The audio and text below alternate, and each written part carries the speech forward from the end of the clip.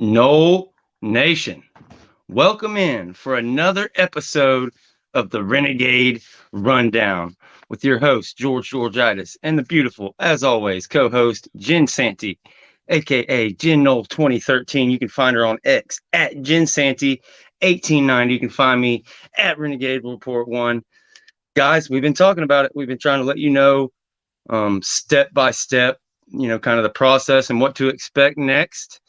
And the first domino that had to fall, Florida State had to announce some litigation. They had to, break this grant of rights. And we finally got that Board of Trustees meeting scheduled yesterday. That became the big news. Everybody kind of knew what was coming. We talked about it. Everybody talked about it. And they came out scorched earth. They did not mince any words. Michael Alford, Peter Collins, the whole group, pretty much unanimous. I don't think there was anybody that was against the vote. They have voted to move forward, and they are suing the ACC. And even though it's not necessarily suing ESPN, but by extension, pretty much severing their relationship with ESPN. So it just goes to show everything we've talked about, especially Jen has really talked about the Fox side of it. It really goes to show you what the future holds, and this is the first step. Now, you heard the date February. We talked about we expected, for Florida State to announce they would be heading to the Big 10 in February. So this puts us in line for that. A lot of people were confused. They're thinking, oh, it came even earlier. Well, no, this is just part of the process, is the first step. And we'll get into that in the show. But how excited are you, Jim? What's up? I'm very excited. So the one thing that when I was reading those documents, what really stood out to me was Florida State requests entry of a judgment against the ACC, declaring that the sever ACC withdrawal penalty and the ACC grant of rights, both individually and collectively, are not enforceable in their entirety against Florida State. And that in that event, Florida State be deemed to have issued its formal notice of withdrawal from the ACC under Section 1.4.5 of the ACC Constitution, effective August 14th, 2023. Yes, ma'am. See, so in Florida, the law is that they can't, basically, Florida State can't take ACC to court over the grant of rights and get them to cut it in half, the exit fee. Okay, it's all or nothing. It's either thrown out or, we're stuck in the bed we made. But, and I like to hear Jen's thoughts on this, but it all comes down to discovery. Are they going to let it get even to discovery phase of going to trial? I think not. You've got to understand the massive amount of communications that would come under scrutiny between the ACC, the Big 12, and all these moves made from 2016 to 2023. It's trouble. And even older than that, you heard the rumors of ESPN supposedly pushing out Big 12 schools, all those things. And then in 2016, a big pinpoint of this whole bot meeting was in 2016. They believe that the ACC was negotiating in bad faith for their teams, for their membership negotiations. They may have been negotiating in good faith for Wake Forest with ESPN and locking that thing in for 30 years or whatever it was, the insanity through 2036, but they were not operating as a good agent on Florida State's behalf in those negotiations. And they just pointed out stat after stat after stat of just how ridiculous it was. And that might be one of the places they can stick it. If they can prove that, bam, that's another way it breaks. I like the fact that they went ahead and they made it clear, like, we're shooting for $0. That's the only offer we'll take. So absolutely loved it. Yeah, I mean, I think, I believe there's going to be probably a settlement here. I think they'll offer something probably palpable to do it instead of going through, like we say, discovery, like we say, all these other things that, if they got out would be very embarrassing and probably would affect other ACC schools. Let's be honest here. If you're not with a North Carolina address, the ACC doesn't give a shit about you. They don't care. Clemson, this is at you too. They don't care about you. They're using that's the problem. you. They're using you.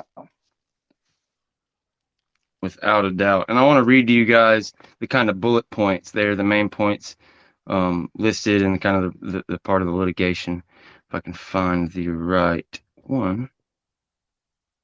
Here it is. So restraint. Okay, here's the official word was the FSU Board of Trustees filing their complaint for restraint of trade, unenforceable penalties, breach of contract, breach of fiduciary duty, and violation of public policy. So those were the 5 main points, of it, and the 5 different ways that we can attack that grant of rights. But it's all or nothing in the state of Florida. That's another big part of the venue issue. If somehow the ACC can work it out into where whichever part of this thing, the most important part of it, is in a North Carolina courthouse, that's Florida State's worst nightmare. But I think the most, let's see, how can I word this? The most likely outcome is a settlement, which involves, letting FSU walk. I just think there's no getting around it. They just took it too far, and getting left out of the playoffs. There's just so many little ways in that contract to get a way out, and just the fact of how they've treated the whole thing, having it under lock and key, like it's the Holy Grail or something, to where you can't even read the thing. It's just really, really shady business, and then making out I'll be right back. as if them making out Sorry. as if them making out as if what was I saying? Them making out as if I completely lost my train of thought, but it's ridiculous. ESPN making out as if they're a victim, and the ACC acting as if Florida State leaving is going to completely mess up the ACC, and it's somehow Florida State's fault. It's a complete joke. There's no doubt about it. And there's no way. Well, in 2016, they came out and said, basically, the ACC told the membership institutions, told Florida State that ESPN came with an ultimatum. Basically, either you sign this extension for this grant of rights or you're gone. That's it. We're not going to give you any more money. So Florida State was basically held at gunpoint, along with the rest of the ACC, to sign this thing. So if they can find any way throughout text messages, emails, all that good stuff, that's it. That would throw it right out. So there's just so many different ways, and just the Big Ten's coming soon, and I'm just so excited. I don't even know what to do about it. What was your favorite part of that whole thing, Jen? Do you mean besides the president of the university calling it the College Football Invitational? Yes. Oh my gosh, speak on it. That was amazing. That was so awesome. It's just all the it was really just everything. I love how much research they've done. We've been trying to tell people they've been working on this for a long time. Did the snub make it move up? I really don't know. I think they've been so insistent on getting out. They've been working on this for forever. I was on a podcast earlier today, and I said, basically the ACC is like the UN, right? And everybody in the UN, and Florida State is the Americans, okay? They allow us to do all the dirty work, take all the bullets, do everything, and they just want to hold our coats, right? Like it's fine. They're all sitting back now, and I'm pretty sure every other school not in a North Carolina address is now thanking Florida State for what they're doing, regardless of how they really, they're worried about the conference breaking up. Guess what? With Florida State, the conference is going to shit anyway. Even with Florida State, even if Florida State doesn't blow it up. Because it's the revenue at the end of the day. You cannot be $500 million behind in 12 years to everybody else. Like, what are we doing? How do you people not get this? How do you not understand it? Yeah, I'm glad you brought that up. It's so funny. All the different people, like you said, they bring up all these different, oh, well, you should just stay. You'd make the playoff. It's guaranteed. The five Power 5 champions, they're in regardless. So why don't you just stay in and dominate the ACC if it's just that? You can't operate at 50, 60, $70 million as it escalates as the years go on. You can't operate on that kind of deficit and think you can recruit against a Georgia or an Alabama or an Ohio State or a Michigan that's getting 100 million every year. they're basically getting a football only facility every year. Look how long it took us to get a football only facility built. Like, we're doing great on money and we're doing better now. But imagine if we had 80, 100 million coming in every single year. And you know what? That's what the rest of the country is afraid of. That's what a lot of these, they don't want Florida State with that because, it's going to be a big difference when that happens. I see a lot of people asking who is the team to come with Florida State. I don't think it matters. I think this is one of these watershed moments. I think Florida State is just the one, like Jen said, all these other teams outside of your Wake Forests and some of these North Carolina schools that are just soaking up the little 30, 40 million they can get and happy to stay put. Besides them, the other schools are happy, but they're not going to stick their neck out there. They're not going to risk everything. They're not going to be the bearer of bad news. It takes a Florida State who has always been and always will be a leader in college football. Back in the day, Florida State used to be an independent, and they would go anywhere, anytime, any place. They'd play anybody. They'd play 6, 7, 8 road games, play Michigan, Ohio State, and then down to LSU the very next week. And that's who they were. They joined the ACC, and we're in there for how many? We joined, 91, 92, kind of that off season. You're in there for 31, 32 years, and you won 16 championships. It's like is every single person that talks college football on Twitter, like between the ages of like 10 and 15 or something? Like, I don't, even then we have a national championship 10 years ago. And it's some major reporters. I'm not going to say her name, but there was the Pitt reporter on X the other day who was just a pure glutton for punishment. Just, it's like I think they got on today too and did the same thing. I don't know if you saw my retweet. I was like, he said Jim Phillips went to war for Florida State. I was like, is this real life? As what? As a double agent?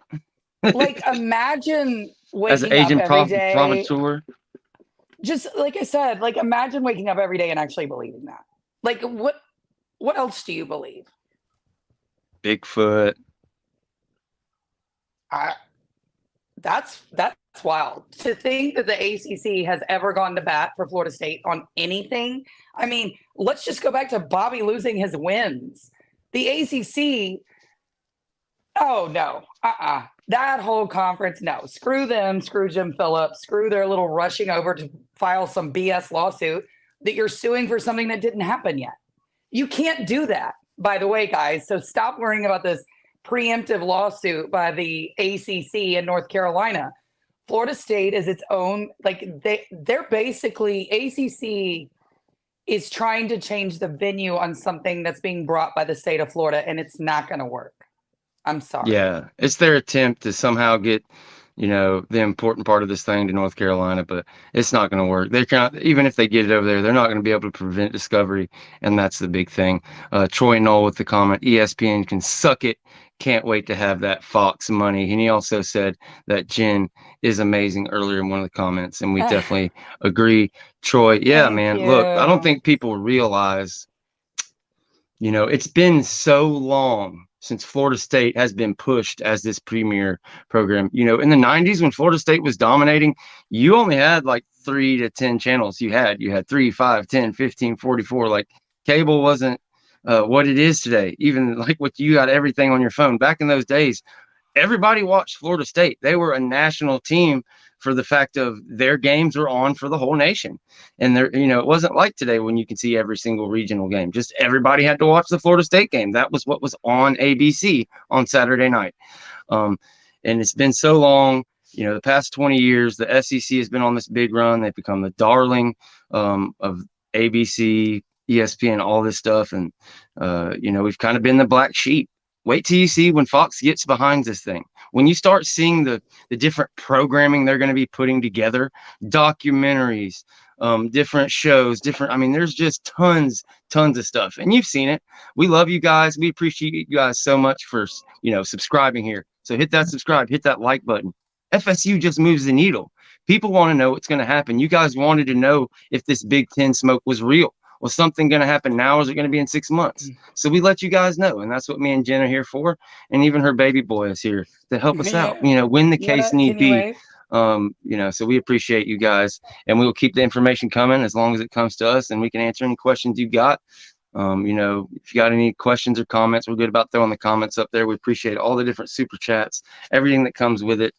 But yeah, Fox money, man. I can't wait to see what they do with it. You get to play in Oregon, you get to play in Michigan and Ohio State. We were talking about this on Spirit Addicts the other night. When you go over to the Big Ten, you're playing bowl games all year. Like every week is like a bowl game. You're going out and playing in the Rose Bowl against, like, you got two different opponents. You could be playing UCLA or USC in the Rose Bowl. You're going to the Horseshoe to play Ohio State. You're going to Michigan. Like, do you know what numbers our podcast is going to do that week when we're playing Ohio State versus playing Wake Forest? Do you know how much money and merchandise Florida State is going to start selling across the nation? You don't think people in Ohio who hate Ohio State are going to start buying Florida State stuff to wear around to piss them off? I mean, it's just, there's so much that goes into it. And I know you're super excited too about the whole situation. What are you the most excited about with the prospect of being, headed to the Big Ten, and as soon as, next month or even February, depending on how things turn out, as far as an announcement, disclaimer, it would be 2025 no matter what happens. Yeah, I agree. I think it's going to be 2025. I love the language though that they put in that. I love to see that they put that August 14th, 2023 day in there. It kind of showed me that they were extremely serious.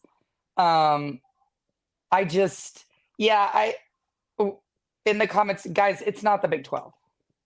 No. But Robbie, yeah, that very may well be. I mean, everybody outside of the ACC's dumbass wants Florida State.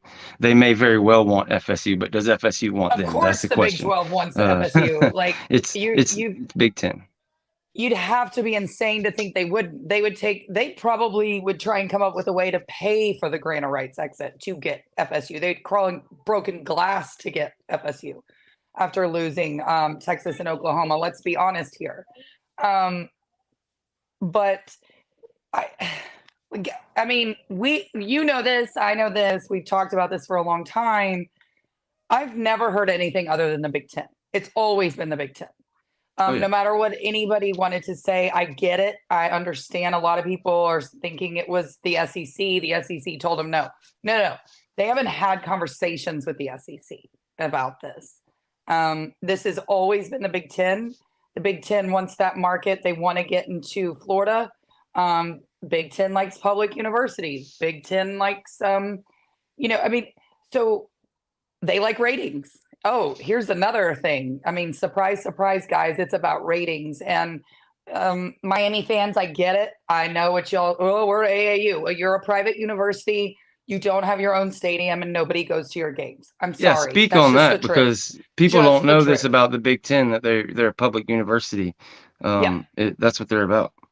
Yeah. So their creed or however you want to put it, they are public university conference. I do think, is Northwestern is private though, right? I mean, there are exceptions. There's not, and they may not be, I could just be totally speaking out of turn, but so I guess there's a way to put Miami in since they're a private school, but Miami is not in this round right now. It's just not happening for them right now. They've got to work on getting a new stadium, or getting an actual stadium and not renting one. That is a big deal. And I know it sounds like a troll. I'm really not being a troll. Okay. So Northwestern is private. I was right about that. So Northwestern was grandfathered in. I get that. But I'm just saying, with Miami, I get it. Let's discuss Clemson. They're out. I think, I don't think they're willing.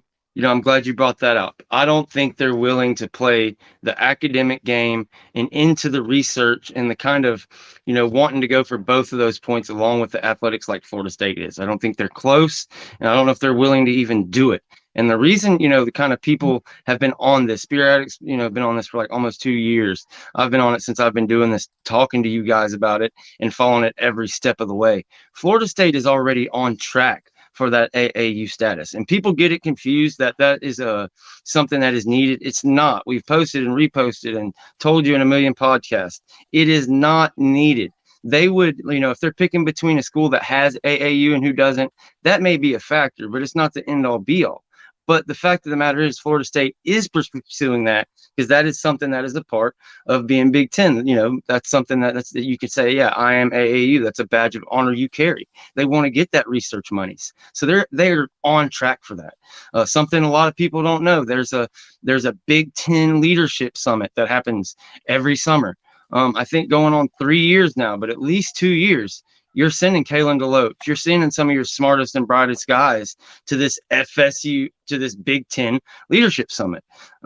All the signs are there. Outside of Florida State coming out and saying, yes, we want to go to the Big Ten. That's the plan. We're going to get out of the grant of rights. That's what it is. Outside of that, all the signals are there. If you watch these Fox broadcasts when they talk about Florida State, I mean, it's like, we're the hot chick and they want to get in our pants, Yeah. They are Jen in the situation. It's like they're the belle of the ball. They are Mrs. What was it? You told me. Let the people know. Do a little bragging. Oh, oh no. We're not gonna do that. We're not gonna go there.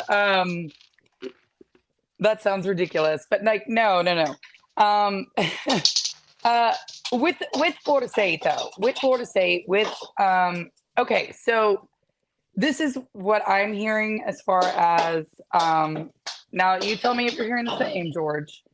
For the SEC, if North Carolina is highly coveted. People don't get this. This is true. They are highly coveted. They're coveted by the Big Ten and they're coveted by the SEC.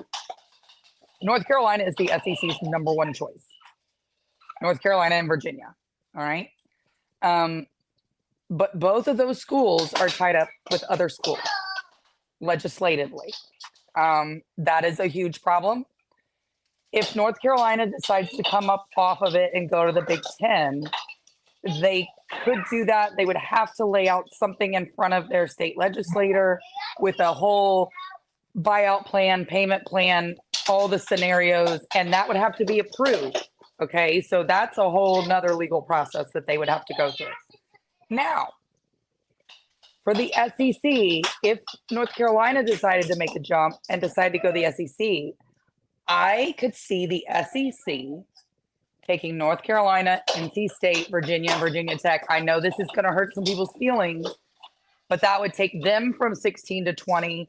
In that scenario, if Notre Dame doesn't join the Big Ten with Florida State, I could see Georgia Tech being that school. Georgia Tech for the Big Ten? Yeah. Yeah, Georgia. I mean, that's another, you get the Atlantic area right there. You're talking about a school that was originally in the SEC before they came to the ACC. There's a lot of potential for Georgia Tech. It's just always, I don't know what the situation is, but they have that academic part, by the nuts. They're one of the best engineering programs there is in the nation. And they definitely fit the bill if they could get their football product on par. I mean, you put Georgia Tech in the Big Ten with that $80-90 million a year. Yeah, that could work out. And, I'd rather have them than a lot of teams. Again, for anybody that keeps asking about Florida State's partner to come with them, it's not right now. Florida State's not needing a partner right now. Everything really hinges on what North Carolina does, or Notre Dame. If Notre Dame says, I want to join the Big Ten, then we're done. Done. It's Florida State, Notre Dame, right? It's over with. And then you would see the SEC try and make a move. And I think those are the 4 teams that they would add because Virginia's in the same situation with Virginia Tech. I think the SEC really wants that Virginia market. They want that North Carolina market, right? And they would take those other 2 schools, put them at 20. Big Ten would be at 20. And then everybody else is, kind of fending for themselves, right? Absolutely. I mean, that's just, that's kind of how I feel about it. From Miami, I think I have heard rumors that they're going to try to start building a stadium or something. I just don't know where you put it. I don't know what you do with it. I don't know how that all works, but that is really needed in order for those SEC Big Ten schools. I hate to tell them that, but it's just true. This isn't a troll, guys. It's not really, I mean, it can be, But this is just being honest with you. Look, It's this thing really is an being arms honest. race. Like Florida State got held, like I was just talking about, for not having a football only facility. Miami finally gets it indoor, and it's not even the full thing. That's 50 tough. yards, guys. 50 Tough. yards. That is tough stuff, and they'll tell you that. Any Miami fan worth their salt would tell you that's tough, and they've got to figure that out at some point. And you can trace it back to the Orange Bowl getting demolished, or when they stopped using it for Miami football, kind of the decline. And till they get that figured out, it is what it is. Florida's obviously in the ACC. North Carolina is that, like you said, kind of perfect kind of thing. They have a kind of swag to them, even though they're kind of a mid-level football program. They could take that next step with, again, that added people. You're tripling your income when you go from 30 to 90, 80, 90 million a year. It's unreal the special things that this athletic department is going to be able to do for this football team. I don't think you'll see it in just all the little things. All the little things would just be so much nicer. Whatever they get that second jet, there's just unlimited things that go into it. And taking this thing to court, I keep going back to that 2016. If ESPN really had the nerve or the gumption to go to the ACC and say, look, here, either you sign this 12-year death sentence to this grant of rights, or that's it, we're leaving you out to dry. I think they're extremely confident in that 2016 update to the grant of rights. I think that's going to be the key to getting us out of this entire thing. We got a super chat on there. Okay. I don't know if we pulled it up or not.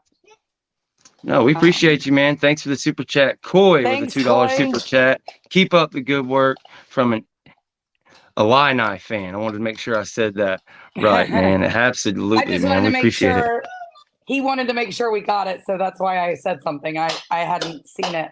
I didn't. No, I was running my yap. I wasn't looking at the comments, but no, we absolutely appreciate it, and keep those coming. Look, guys, we usually keep this thing going for a while before we get into the questions and the call-ins and all that good stuff.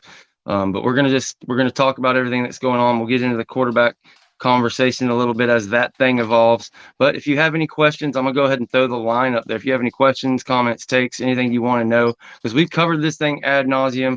But I know there's a lot of, it's hard. Like this thing it's really complicated and it's complex. So we really just want everybody to be on the same page. And also we want y'all to be able to, we want this thing to be a family here at the Renegade Report. We really appreciate you all joining us. So we will throw that up there on the screen, and we appreciate those super chats as always. Oh, this Greedy Vance posted. Have you seen his tweet yet? What's that? Greedy Vance posted something. He said, passing that Superdome was hard coming back home because I just knew we would have had that 2 to 3 spot after Georgia lost. The opportunity to compete for a natty and have the kids in my city see me play on that stage could have inspired them to a whole new level. Oh, man. I love that. They got cheated. And that was it. That was, this was happening no matter what. We've been telling you this was happening no matter what. But that snub basically was throwing gasoline on a fire that it's like you meticulously built. They were building this meticulously. And I'm glad, my mind just clicks. I have ADHD, but I wanted to really touch on this. So what was it, about a year ago? I think I did an article on it over at the Renegade Report. It might have been 10 months ago, something like that. The attorney that spoke today in that Board of Trustees meeting, Florida State announced them as their new litigation. So this goes back to like the offseason last year when the Battles Inn got set up. I believe it was in that time frame that news came out. And when they, announced that, a lot of people were kind of thinking, okay, this is to deal with NIL doings and help make sure there's no legalities here and there. But no, they brought up in that Board of Trustees meeting, and this is something Jim was, me were talking about last night on the phone. No, they have been working on this damn thing for a year. They have had an entire attorney firm, obviously one that is damn good, given the circumstances and the kind of money that's on the line. So they've spent a year working on this and preparing for this moment. So don't think for a second that they don't have, I'm not going to get anybody in trouble. I don't know how you could work out contacting or making sure that you have a home in the Big 10 or this or that, but don't think for a second there isn't some kind of handshake, deal, some kind of something in place that once that grant of rights is shed off Florida State's back, it's ready. And that's why in that announcement, it'll come so fast you won't even be able to know what to think, because just the second they make that, the judge throws it out or they settle or whatever the case may be, it will be announced. Make no mistake about it. Yeah, I think so too. And I mean, you don't do this, you don't file this lawsuit, you don't go through this if you didn't have a place to go. Like you can't just, I saw what Miami fans are saying. Oh, it's gonna be hilarious when Florida State is kicked out of both the ACC and like no other conferences want them. If you really believe that, I have some, beachfront property in New York, in New York City to see the Gulf of Mexico that I can show you. Like we're just not doing that right now. Just, stop. You're just being, you're being willfully ignorant, and you're just being dumb on purpose. Troy Knoll comes through with another super chat, $1.99. Die-hard Knoll fan from Wyoming. So happy I found you, man. We're glad you found us too. We appreciate you in the chat, always coming with the witty remarks and stuff. But like I said, if you have any questions, comments, keep them coming, and we'll do our best to answer them to you. Just super excited for everything that is to come with Florida State now officially getting ready to pursue this litigation. I can't wait, discovery. That means, when you talk about discovery, they're going to go back to 2016, and I'll concentrate on that point because I think that is a major point of this. That's the kind of area that they will attack, because you can't give an ultimatum like that, especially if you're operating as supposed to be in good faith as an agent for Florida State. You can't do that as the ACC. You can't make up shit that ESPN said and use it to strong arm your conference into signing something that ties them up in a contract for, all those years. I think they're going to really dig into there. And that's going to be the difference. That's where they're going to get it overturned. Because if you go to requesting cell phone records, email records between ESPN and ACC executives, even if it's not, necessarily, let's say, in an official capacity, even if it's a text message between somebody, just on their personal phone saying, yeah, we really fucked the ACC on that one, or man, you believe they believe that that ESPN line? You really believe they believe that? Can you believe they signed this fucked up contract for 2036? We really got them, anything like that. And if you followed any kind of controversy or kind of suit like this, it makes me think of the NFL. NFL gets this crazy suit, and all of a sudden this discovery happens, and Brett Favre basically got exposed for all kind of stuff. And it's like basically John Gruden got exposed for all these different things, and they found him doing some terrible stuff. And I'm not going to give an opinion on it. It's neither here nor there. He said some racially motivated stuff, some nasty stuff, but I don't know if he's joking, he's talking to friends, whatever the case may be. But they got it. There was once they decided they wanted to do a discovery, they were going to get Gruden. They were going to find something to give them excuse to fire him. So it's the same thing in this case. Florida State is going to know, their lawyers are going to know where to push and prod and find an area that ESPN does not want on the front page of the newspaper. And that's it. Like we said earlier in the show, if you weren't already in here, location is everything. They filed the state suit in Florida. In the state of Florida, there is no, going for the grant of rights and getting it reduced, getting it cut down to a third or a half or what it originally was. It's either all or nothing. Florida State's either going to lose this thing, and they got, they're going to go through discovery, air all ACC and ESPN's dirty laundry, and the judge is going to see it their way, or they're going to settle outside of court for some undisclosed amount, which would be $0, and the ACC just walks and goes to the Big 10. But whatever the case may be, if you lost, I'm here to tell you, if they lost it, they would still figure out a way, whether it be private equity or the Big 10, doing some kind of, financial thing where it's $10 million a year off of whatever 5% or something of what their conference pay is. They would figure it out. And I'm not smart enough to know how that would be written up, but I just know if you followed ESPN and the controversies and the different thing that's happened, there's no way that they ran that thing perfectly squeaky clean. When you're talking about an ultimatum, it's just not something you do in business like that. Hey, either you sign this or you pretty much give up your rights for 30 years. And this is like, it's so far removed from normal business practices.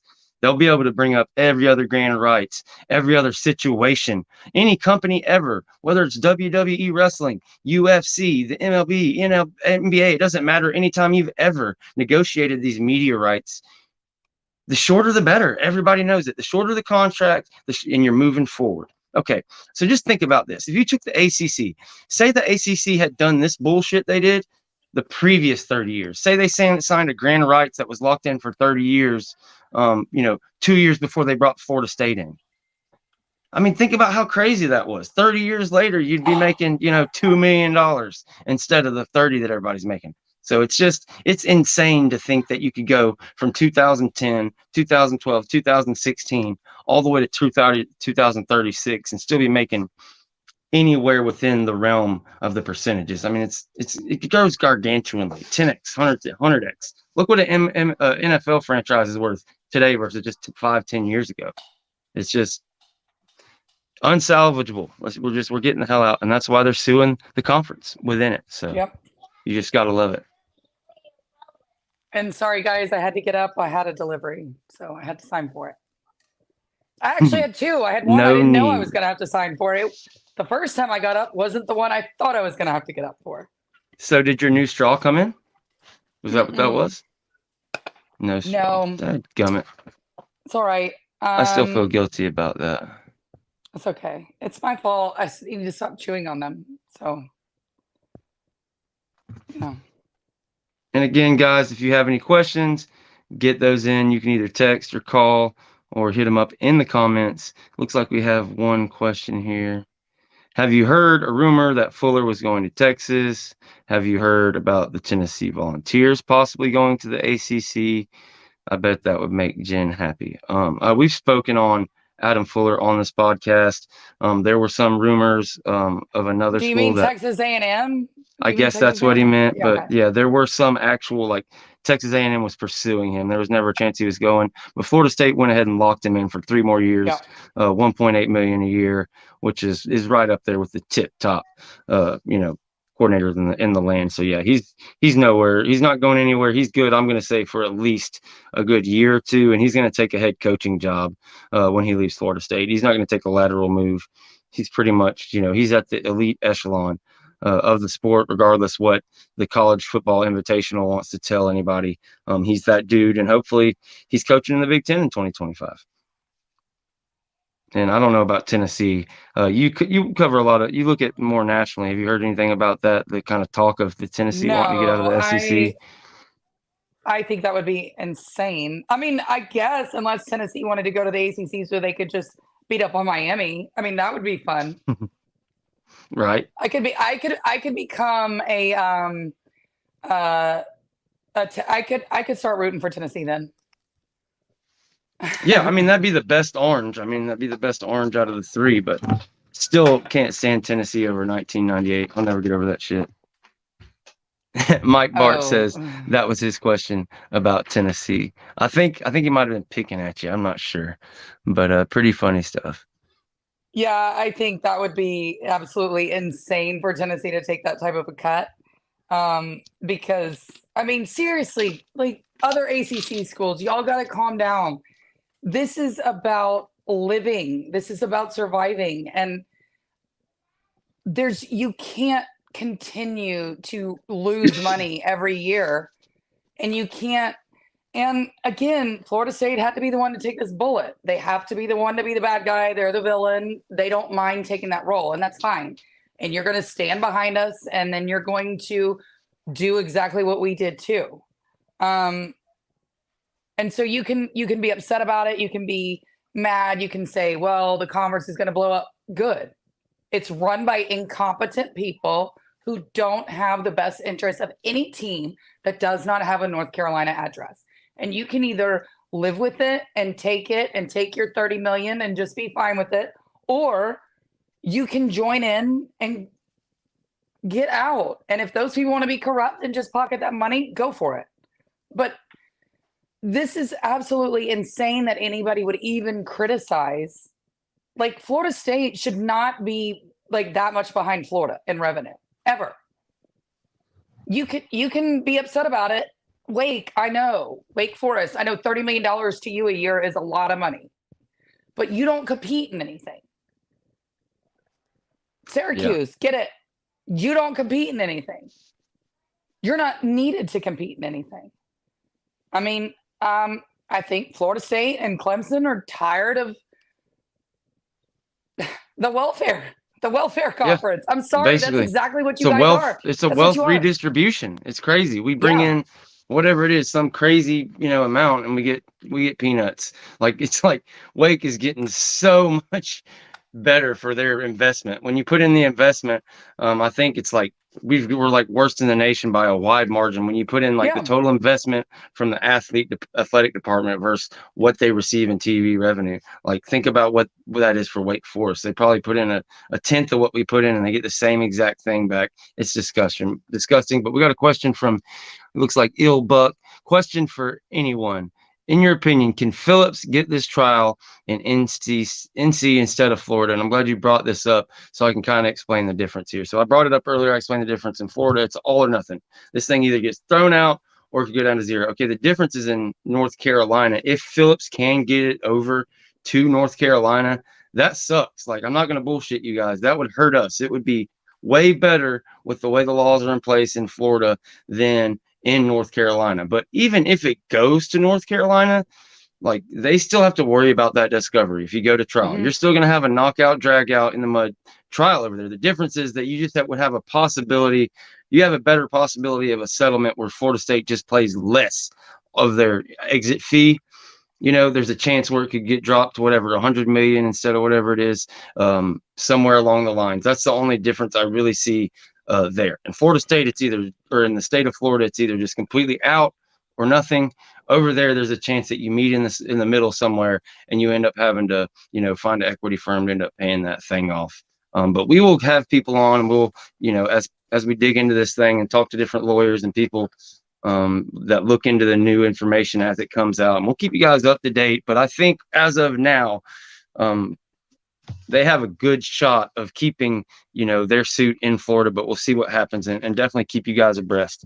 But just know for sure, this attorney firm that they have hired, all that stuff is taken into account, and they're absolutely prepared with, I'm sure, several North Carolina lawyers on staff for if the thing is to be tried over there, if their actual suit were to be transferred over. I mean, anybody, I mean, we're not lawyers, but anybody who knows anything will tell you most suits are about getting discovery, right? It's about not going to court. It's about getting discovery. It's about making a settlement.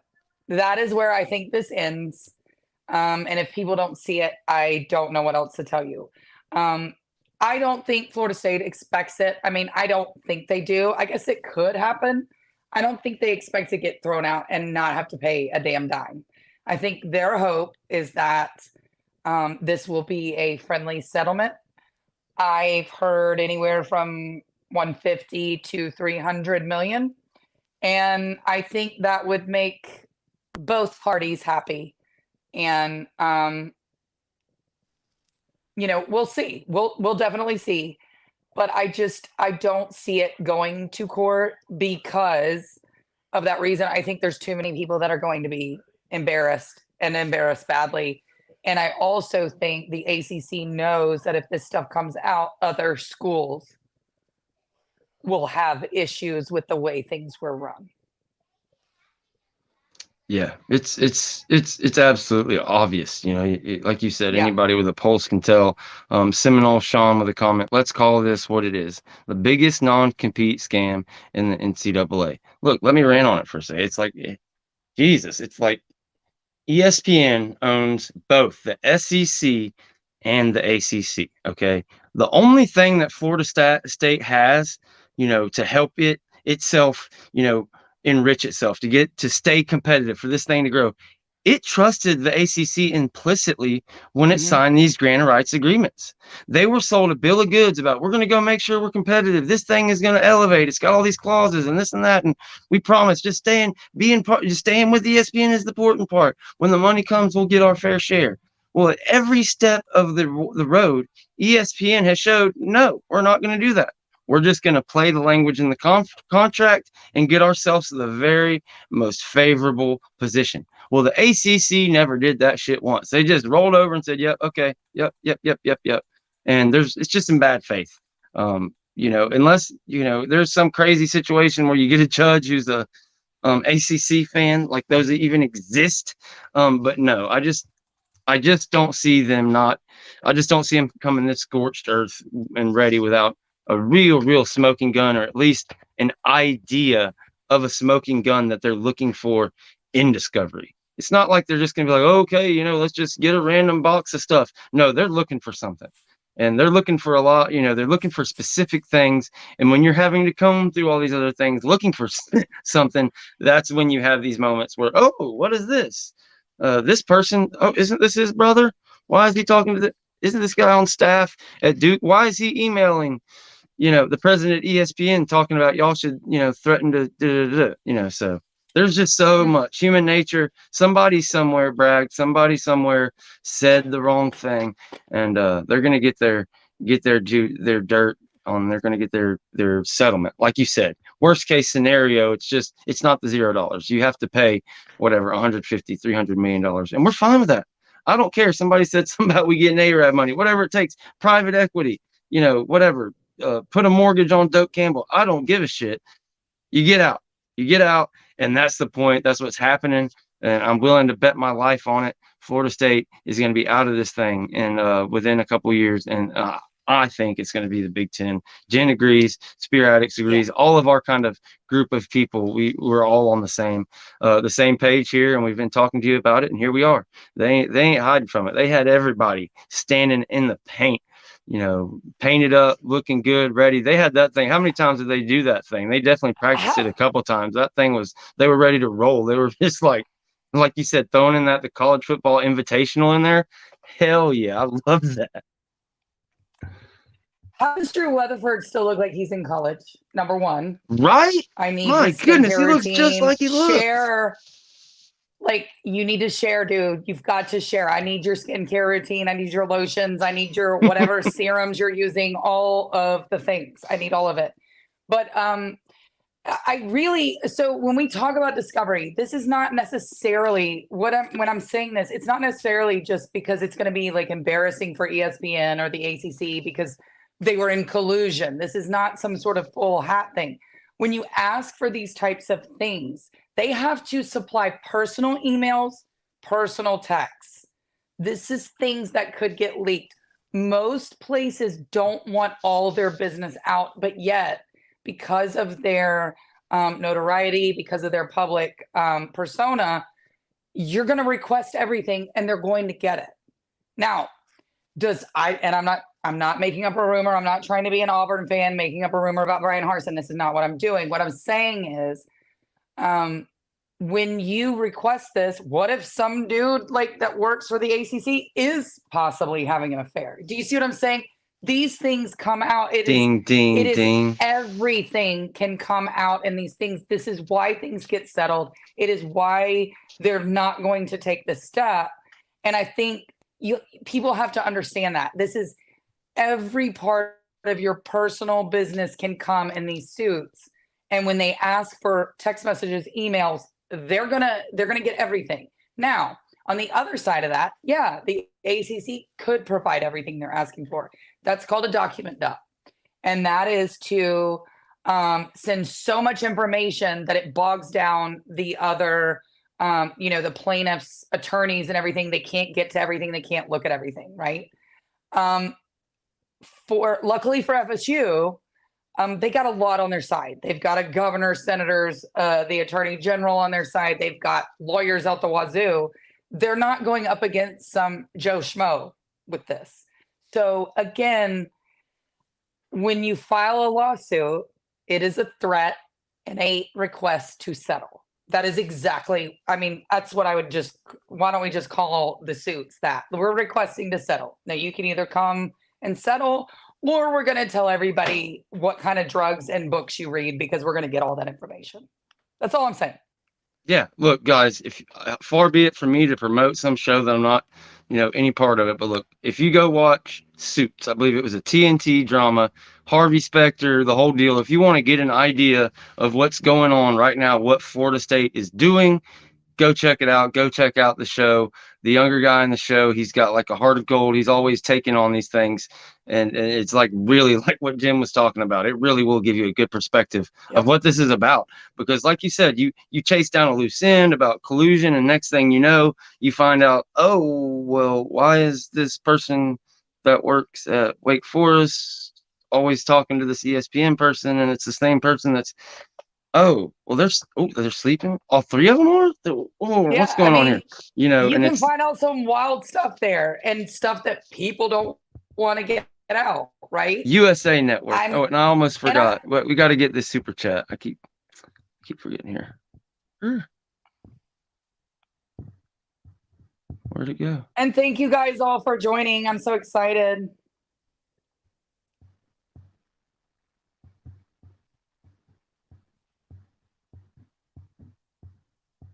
Yeah, absolutely. Yeah, go ahead. I'm trying to find the super chat. Let's see. FSU fans are delusional. The Big 12 is absolutely a better option than the ACC. Maybe, but that's not the option for FSU. Is that it? I think this is the super chat. Tide Guy 199. FSU has their out. They will be the greatest in the Big 10. Yeah, we totally agree, Tide Guy, man. I mean, it's just a perfect fit. You put that brand and just kind of the swagger behind it in there with Ohio State, with Michigan, with they bring in Oregon. It's gonna be a ton of fun. Even playing at Washington, you get to play in Iowa every year and have that defensive slugfest. It's basically bowl games year round. You get to go to the Rose Bowl when you play UCLA or USC. There's just so many positives for it. And again, you add that money, you're basically getting football only facility money every single year. To put that in terms that Florida State fans know, how long it took for us to build that football only facility.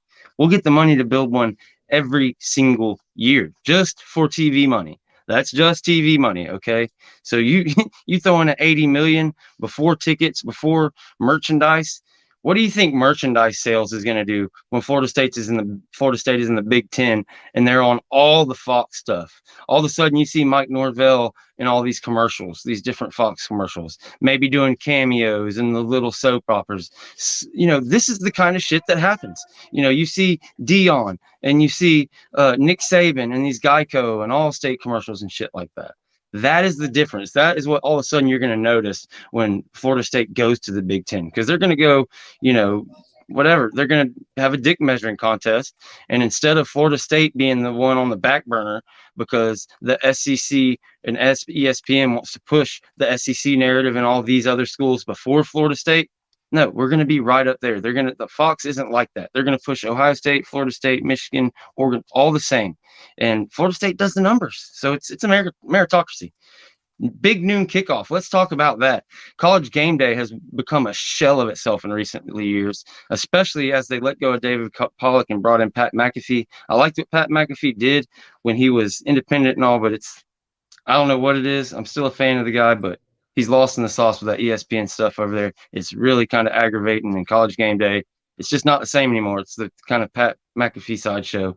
And Kirk has totally changed. Like he's trying to he's like having this midlife crisis where all of a sudden he's trying to be like Pat McAfee instead of being this serious, buttoned up announcer that people, respected him for, not having any crazy decisions, being about the love of college football. He's just come a complete and total fucking shill and just a shell of himself. So Big Noon Kickoff, supposedly I've heard rumors David Pollock could be joining Big Noon Kickoff. You expect to see a guy like EJ Manuel when you go over. I've seen somebody, I wish I knew who I seen tweet it. Somebody tweeted out that think about EJ Manuel when you don't have to, all of a sudden when ACC Network goes away, maybe he can pop up on Big Noon Kickoff or some of these Fox Sports shows. You've got Fox Sports 1, Fox Sports 2, just like ESPN. And in this streaming age, Like ESPN used to be, everybody woke up. That's what you put on. You put on Sports Center to see what happened. You Hmm. put on Pardon the Eruption. You put on the Levitard show. You put on all this shit. It's to the point where it's like it's garbage, man. The content is all. I'm not going to go deep into it, but it's basically the same thing with what's with these movie theaters. It's the same thing. They just bought in. They made TV for a small group, and that's it. Be it the SEC or this group or that group. That's who they did it for, and we're done. And Fox, it's going to be different. We're going to be the belle of the ball. We're going to be those. We're going to be those dudes. Yeah, they're gonna Angelo Smith with the comment. College Game Day is gonna have their own security in Dublin. That was an interesting choice. When I saw they decided to have College Game Day immediately following all the craziness, the first week after ignoring us all year, number 5, number 8, the first week can't go. Their excuse because it was on a Sunday. Bunch of bullshit. Like then people would have packed that place out more than Made their way anybody. to Colorado. We I were mean, already y'all partying. just stop. Just stop. Did y'all see the video of me down there in Orlando before that freaking LSU game? I hope not. No, Okay, but I didn't have as many now followers back then, but yeah, it was a fun time. We already took over Orlando for that whole damn weekend. It would have been the best college game day of the year. I'm gonna have to find that video. Oh Lord, I'm bad. I'm sad I even brought it up. Yeah, you probably shouldn't have, because you know me, I'm gonna find it. Yep. I know I've done messed up. Yeah, Levitard, man, he got up out of there, but there's just it's whenever you have a company like that, that's this crazy, powerful Fortune 500, all this stuff, they've got so many interests to serve that they get so removed from just making the content that people want to see or just doing the natural thing. It becomes a sideshow. It becomes, and it's reached a boiling point. People are tired. We'll see what they do. I thought they were going in the right way. They had a guy like Greg McElroy on there being honest and giving his honest college football opinions on a YouTube show that looks, less produced than ours. Just him in a background, and that's it. And he's just sitting there, and I loved it. I thought he did a great show with that Always College Football or whatever it was on the ESPN channel this year. And then all of a sudden, when shit comes to it, and he's on the big show, for the college football playoff, he completely flips his opinion that he's had all year on his show, and goes to the company motto. It's like, come on, we see what's happening here. You don't have to call it a conference. You call it whatever you want. Like all these Dan Orlovsky flip flops. It's like, come on. Yeah. That's why I respect the shit out of a guy like Booger. And if I had to guess, I would say he's not going to be. He'd be on Fox in the next 5 years, as well. Well, I mean, we've got to give some shout outs here. We were going to do a naughty and nice list. I don't know if we decided on doing it, but let's also say Tim Brando's been out there taking fire left and right, been very honest about things. And well, we know how Bobby felt about Tim Brando, so we'll just leave that there. He's kind of like a god in that area. So, but yeah, I mean, you've got like Tim Brando, Jake Crane. You've got. I was about to say Jake Crane did a great rant, and he's definitely on the nice list. Yeah, I mean, you've got quite a few. Oh God, Spencer Tillman, man, that guy has been out there. Oh yeah, he was super poignant in that first video he did that went viral. It was great. It was really good. So you've got some that are out there, and that's the thing. I really don't think they expected the backlash that they've gotten. I think it's caused them almost to have these brain worms about it. Like they're just really, it's like they're just really trying to stand on what they did without admitting what they did. Yeah, there's a guilty conscience. They keep coming back. It's like Kirk. He's a perfect example. Exactly. And if I hear one more time, well, this isn't the first time an undefeated team. Okay, UCF was not a Power 5 team when they were left out. They played nobody that year. Nobody can say the same about Florida State, and y'all can just stop it about that. Different. Just stop. It's different. It's apples to oranges. They know it. We know it. Everybody knows it. Auburn in 2004 also is not the same thing. Auburn was left out for 2 other undefeated teams. Please stop again. This is just SEC bias being like, well, Auburn should have been in because they're in the SEC. Well, Oklahoma and USC got in, so shut up. Okay, sorry. They were undefeated too. That's what happened. That's what led to this. That's what got us in the situation. That happened in 04. Some more shit happens in 08. They decided, the SEC decided, we're going scorched earth. We're going to just tell everybody we're the best and we're the only people that do college football and we're the power one and everybody else is shit. And they did it. And power to them. It was smart for them. It's good business. They are on an epic run of people in that league office and one of the greatest commissioners ever in Sankey and Sleeve before him. And so they've done this thing and they've done great. The Big Ten is about the only one of the other 5 or the other 4 that took suit. And look where the Big Ten, it paid off. They sold it. And the Big Ten, is where we want to be. The ACC did the opposite. They just catered to the worst teams in the conference and did not fight. It's unprecedented. And if you watch that BOT meeting, be sure to make sure you go and watch that thing for yourself. Especially now with the context that you have with us kind of explaining it, it'll make better sense to you. You can really enjoy watching that thing again for the second time, even if you have watched it once. But yeah, it's a real shame, but I think everything is in place. It's absolutely right there in order for Florida State to move and become a Big Ten team. I just can't wait. Cannot wait for it to happen. It's gonna be pretty amazing. I know. I understand people are trying to be like, well, we don't know, and Florida State may not go to the Big Ten. Maybe they're going to be stuck in the Big 12. Guys, Florida State doesn't do all this and go through this to go to the Big 12 and take a lateral move.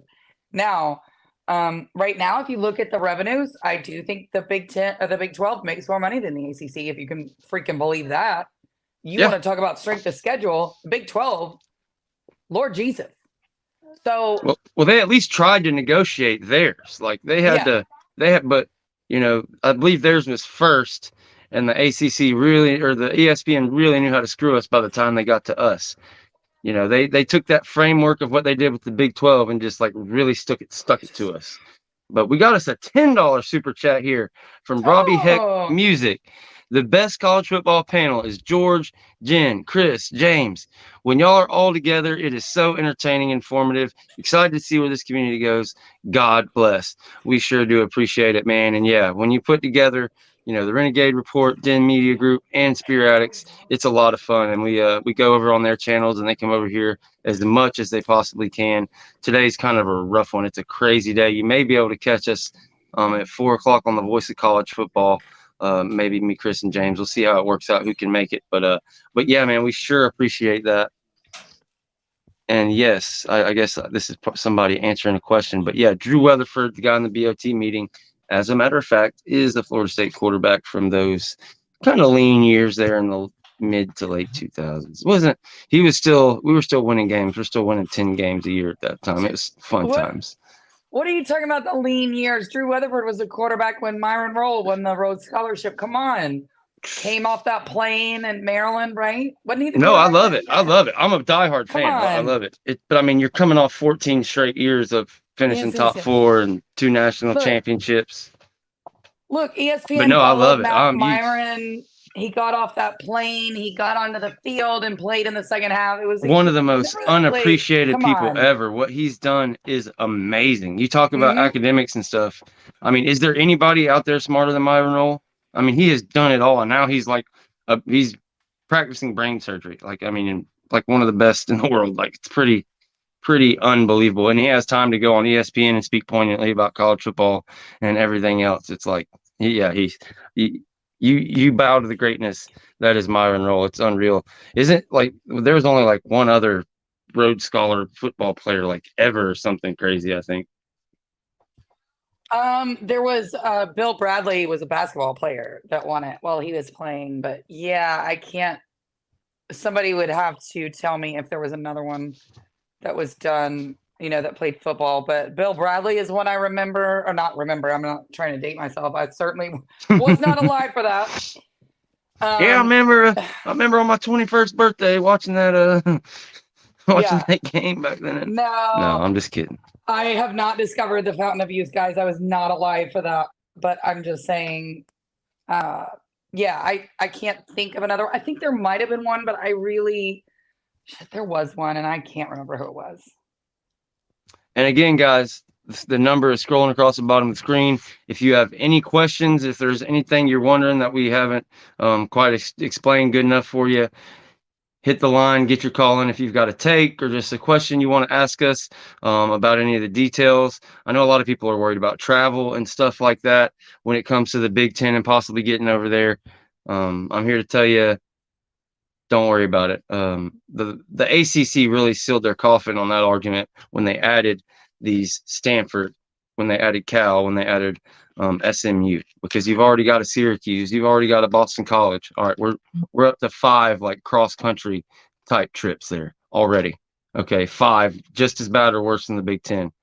You've got Pitt. It's about like a Big Ten team basically. Virginia Tech isn't that much better. So yeah, it's not a big difference. You're only going to play 8, 9 conference games a year. You're still going to have the game against Florida in your state. You're still going to have, another out of conference game, which will probably end up being Miami, because there's no way I see Miami getting to the Big Ten with Florida State. I think they're going to be stuck in the ACC. It's going to be kind of like the Big East again for them, and they probably won't win that son of a bitch again. Anyway, which would be hilarious. I wanted to see sorry why to the I had to Miami get fans up. that came in peace, but I can't help myself. I'm sorry. Go ahead. I know I wanted to show everybody why I had to get up. I found my son eating this just straight out of the container. Half gallon of ice cream on the show, so I had to go get him a spoon so he wasn't using his hand. I mean, it's fine. It's right before Christmas. Come on, if he wants the ice cream, let him have the ice cream. Boys will be boys. We got to up. go for that cream sometimes, baby. All right, that's funny. Did he eat? How much did he eat of the half gallon? Did he eat the whole thing? Oh, I mean, there wasn't that much left. That's why I'm just gonna let him eat it out of the tub. Why not? Why not? I'm not winning Parent of the Year awards. I'm just trying to survive.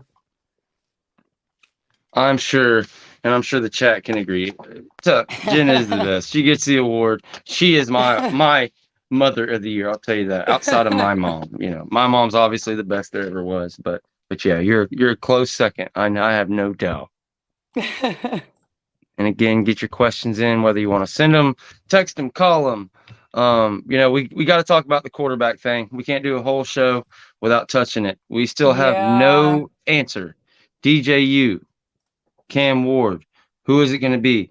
The best report we've got from anybody is Cam Ward is considering his options. Is Cam Ward considering the NFL or Florida State, or is he considering Florida State or Miami, or is he considering Florida State or Ohio State, or is he considering Florida State, Ohio State, or Miami? What is it? And what is DJU doing? Is he considering Florida State or the NFL? Because I haven't heard of any other team, unless the other team that's recruiting him has just done an amazing job of keeping it under wraps. Where are you at on this thing, Jen? So I know everybody keeps saying Ohio State's out. I don't believe that. I don't. For Cam Ward, I really don't. I think he would prefer an offer from Ohio State.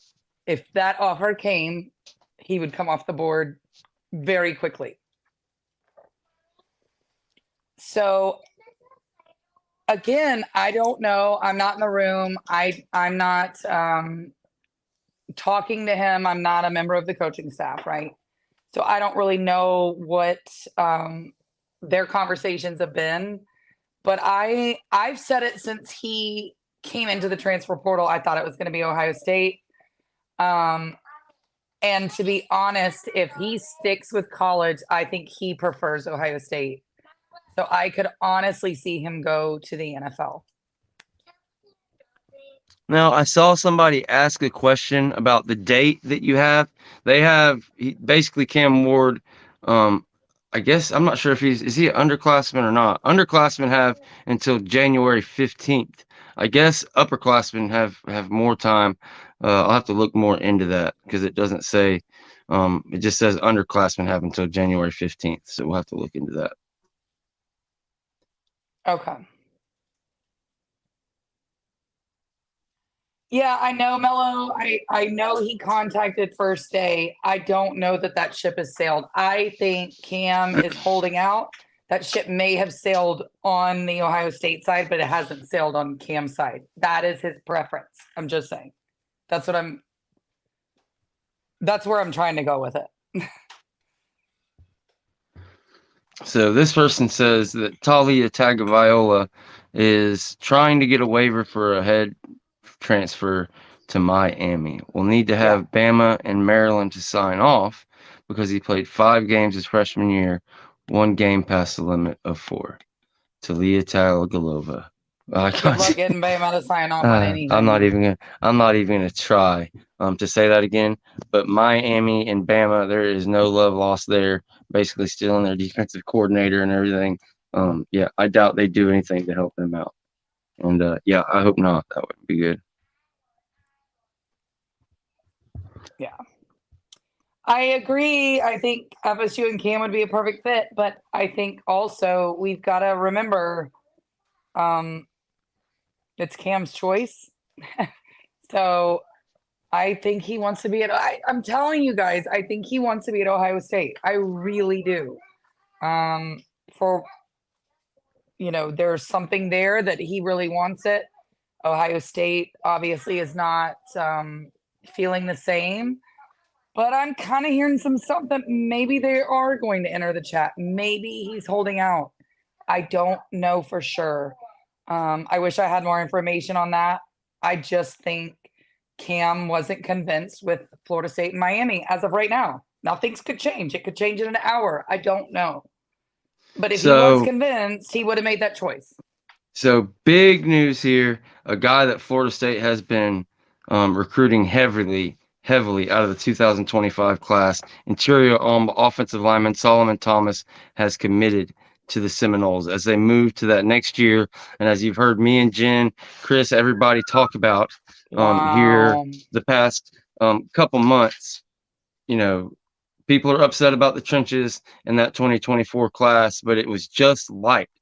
And 2025 isn't. 2025 is loaded with O line and D line, and people are going to be absolutely blown away. I'm on record saying this one's a top 5 class, guaranteed. I think it's going to be a top 5 class, guaranteed. I really think they have a legit shot at one of those years where you get the number 1 DN, the number 3 DN, the number 2 D tackle, the number 4 D tackle, a kind of class like that. And this is one's going to be built inside out. And yeah, the Noles get one of the first pieces of that in Solomon Thomas. According to the 247 composite, he's number 18 overall nationally, the number 1 interior offensive lineman, and the number 3 player in the state of Florida out of Raines High School in Jacksonville, Florida, over there close to Mandarin, where our guy, Big Game James, coaches and hangs around. So, yeah. Wow, Solomon Thomas. That's a I huge mean, one. he's just known as like one of the most physically imposing, just one of the biggest dogs in the 2025 class. It doesn't get much better than that. No, that's huge. That is a big deal. Wow. I guess we kind of suspected that was coming, right? We knew he was kind of a lean, right? But damn, 5-star offensive linemen do not grow on trees, guys. They don't grow on trees. No, That's a those are big the deal. guys. Yeah, those are the guys you got to get out of high school. They're rare. Absolutely.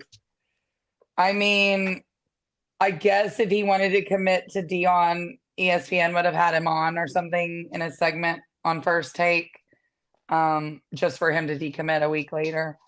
Yeah, and look at this comment right here from Seminole Sean. I'm glad he brought it up. David Sanders Jr. here in Charlotte is the number 1 offensive tackle, 5-star, Providence Day High School. My niece works there, and he was here for the Miami game. Yes, another guy, just like Solomon Thomas. They have been on hard and early and have a great responsibility. It would not surprise me whatsoever if David Sanders Jr. ended up being in this class. And look, early signing day is over. These guys are on to 25, and you can get pissed off about not getting the guys that flip. You have that issue. The guy flips every year, you don't really get the flips. They're not good at the flip game, but what they are good at is getting the meat and potatoes of this class. And I'm telling you right now, the offensive line and the defensive line that comes in this 2025 haul is one of those ones you bring in and go on a run and you win dynastic type thing. So what everybody's been crying about, everybody's been upset about, myself included, all that shit ends in the 2025 class. I'm here to tell you. And if I'm wrong, I will stand on it just like we always do. But yeah, the trenches in 2025 are absolutely buck nasty. Yeah, I Pretty mean, null that's a gal. huge one. That's a huge one, guys. Like, I mean, oh man. I love it. Yeah, pretty null gal. But FSU fan said Coach Mike Norvell and the staff couldn't recruit. This one, you preach, girl. This one drives me nuts. It's like they pretend as if recruiting doesn't include the portal. Like that shit is recruiting. Hmm. And they've done great high school recruiting. They just haven't taken giant classes. People act like it doesn't matter. They started in a damn pandemic. Couldn't even go out and recruit for the first 18 months. These are relationship based guys. And now you look, you land a Solomon Thomas as soon as you move over to this new class, soon, right when you get past early signing day, because they have these relationships. David Sanders Jr., from the time he went from 8th grade to 9th grade, Florida State was on him. Same thing with Yep. Solomon Thomas, who just committed. They have the relationships, and these guys have watched Florida State dominate the past couple of years. And bam, another super chat comes in. This one is just a go Knowles. So absolutely, Robert Rainey, we appreciate the $9.99 and go Knowles, baby. We can't be more fired up for our Florida State Seminoles. And as bad as and as down you were just a couple of days ago, there wasn't much that Florida State could do, to try to change the momentum, change the public narrative of Florida State, change the recruiting, the spice around the game, everything. And this was it. I mean, there's nothing they could have done better than this, right? I mean, yeah, like, oh, wow. I love this pickup. Like you said, they got in early, they've done it. And again, guys, I get it until they sign. I get it. I get it. I get it. But this brings momentum. This brings you credibility on the trail. It brings you so much more than you could possibly think. You need this type of stuff. You need this type of recruit to commit early. I think it bodes well for what's going to go on in 2025. Absolutely. And we got a good question here from Mellow number 7. What are the chances that FSU can join within the next 2 seasons? So if you follow the show, you've probably heard this several times, so we apologize, but we want to make sure everybody gets it. And so look, 2025, that's where we're at, Mellow. That's where our prediction is. We think it's going to be 2025. But in order for Florida State to be in the Big Ten by 2025, they have to, give notice by, I believe it's August 15th. That's how long they have to clear the grant of rights and be able to make their announcement. They're out. So this court proceeding has to get settled, whatever the case may be, before August 15th, and they have to make their announcement in order for us to be out within 2 years. Because you said 2 years, 2024 will be the first year. You would like to be in there for 2025, but in our opinion, also, I won't speak for Jen. I'm pretty sure she thinks the same. I think 2026 is the latest. I don't think it will go longer than 3. I think it'll be, but honestly, we're dead set on 2025, but 3 years at the absolute max. There's no possible way Florida State is in the ACC in 3 years. Yeah, I think it's 2025. I think it's 2025. Yeah, I think it's 2025. I don't think it goes past that. I don't think it's any early. If it is earlier, that would be surprising to me. But it's not. It's not. And it looks like Spear Addicts came through with the update. I'm trying to find it. He said about a QB commit coming for Christmas. Oh, okay, yeah. Quarterback commit coming for Christmas. Okay. There is a little bit. You can put 2 to 2 together. It's Friday, December 22nd. We've got a Monday, Christmas, which is great. You get that day off of work. A lot of people do that extra day with Christmas being on Monday. So that would be great. I would be totally fine with this thing coming down. It looks like we got another super chat coming in. We really appreciate you guys. And we appreciate Chris, as always, coming through to say it. Go Knowles, 13-0. Love the show. Bye-bye, ACC. And if you didn't catch last night's Spear Addicts episode, I jumped over there. Me and him and Chip Westerly hung out, kind of announced the new show that Chip and Hunter Richmond are going to do. It's the Unconquered 850 presents Chop Talk. They're going to do some cool different, bringing on football players and doing more of like an interview type show, having some fun, doing some stuff even outside of the scope of FSU. I think Skip's going to try to hook up with some of his old college football buddies who have gone on to be celebrities and stuff throughout the years. It's pretty wild, the guys that Chip knows and the connections he can make. And if you've ever watched him, he's hilarious. So I'm sure it'll be a ton of fun. So definitely check that out over on Spear Addicts from last night, and look forward to that. that new kind of, interview show that'll be coming out. $13. I love that. $13 for 13-0, 13 for Jordan Travis. That is a great super chat. Guys, as far as the memberships, I've had a lot of people ask us about the memberships. I'm sorry it's not quite there yet. It's not as simple as hitting 1,000 subscribers and you get that one. We've kind of went super fast. Usually people hit 1,000, but it looks like we've been here for a while. We really haven't been at over 1,000 that long. There's a pin that has to come in the mail or something. As soon as we can get that available, we will. But if you do want to support the Renegade Report in a manner like that through subscriptions, you can go to renegadereport.substack.com. Okay. And we do all kind of articles. I just hired a writer, Matt Champion. He's written for Tomahawk Nation, a lot of different outlets over the years. So he's going to be putting articles out there along with myself. We cover recruiting, more journalistic pieces talking about, more of the shape of the program and what Mike Norvell's done, all kind of fun stuff over there. So get over there at renegadereport.substack.com, and there's all kind of membership levels, which is pretty much they're just like super chats and memberships on here just to support what we do. Because, we work, me and Jen, we work full time. This is a passion project. This is a dream. We hope to someday be able to do it full time and let it support itself. And you guys are helping us get there. So we sure appreciate you guys.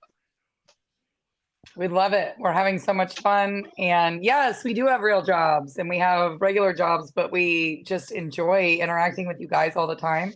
And it's so fun. And now my family doesn't have to hear me yap about football. So they're happy too, because I just get to do it with you guys. Yeah, no doubt the people at work, they probably got tired of hearing about Florida State. Now they don't have to hear it all. Now they just have to hear about me talking about how you run a YouTube channel. So they're probably tired of that too. Spear Addicts. Chris jumps up with another comment. Soon to land the top 3 O-line class in 2025. Mark my words. Like I was just talking a minute ago, guys. This trench class is gonna be different. You've already got, I just listed off where he is, number 18 in the nation, number 3 player in Florida. You're already talking about the number 1 offensive tackle in the land, David Sanders Jr., who has a great relationship. And we'll see. Maybe we put a crystal trophy out soon. But yeah, the dude, I like us to land him, and he's not just the only one. In the future, when we get more into the 2025 recruiting rankings, as a matter of fact, I'll pull them up real quick. We're in it for a lot of these top defensive ends and defensive tackles too. 2025 is going to be a different monster. There's not going to be room for any of this pissing and moaning that we've had this year. Kind of the way the class was built with them really attacking DB and stuff. It was just a terrible year for D-line and offensive line, as much as people want to hate it. You had guys like LJ McCray, like really the only great defensive tackle at the end. So it turns into this crazy thing, and they're just not going to get too involved in these crazy he said, she said, line to multiple people battles. KJ Bolden got you, but that isn't the norm for Mike Norvell and how they operate. They just operate different. How they recruit, it's basically they're going to tell you, look, it's going to be tough. This is, here's the opportunity of what you can do, but you're going to have to come earn it. They're not going to say, oh, well, you can come in a freshman and you're going to start at quarterback. We're going to take our lumps with you because we believe in you, et cetera, et cetera. That's just not how it goes in Tallahassee. All right, Josh Haslip with a super chat, $4.99. Hey, y'all keep saying by the ACC, but are you aware that FSU was sued last night in North Carolina? That changes things, FSU. No, we talked about it earlier. They tried to put in a preemptive measure in North Carolina. It's all centered around trying to possibly get it to North Carolina. But regardless, look, if they get the thing moved to North Carolina, we talked about it earlier, the only thing it really changes is the fact of, the way the court case would go. Obviously, the momentum, it would be better for North Carolina, but there's also the fact if they could get it possibly reduced, dropped down to a settlement of 150, 300 million within the courts. So there's a chance maybe they decide to fight it more, but you're still going to have discovery. They still don't want to have this battle, whether it's in North Carolina or Florida. That's just a move that they're going to make no matter what. It's just what you do. And Jim mentioned earlier, we're not lawyers, but I'm pretty sure there's only so much you can do about trying to preemptively attack a suit like this. So we'll get into it more in detail as we talk to people and get more information about what validity there is to that. There's always the chance that it gets moved out of state, and that would obviously not be in your best interests. But they've had Florida State has had an entire law firm, like a prestigious one, like beefed up their personnel. Like don't think they don't have lawyers. North Carolina's already on retainer, prepared for that specific thing if it happens. So when it did happen, they would have a strategy. So again, we'll get more into that as we find out more information and as they start to schedule, meetings with the court. Yeah, again, that lawsuit was based off of something that hadn't happened. That is in no way going to be viewed by anyone as actionable, or just because Florida State actually did the action the next day this was a performative move. This was, again, the ACC showing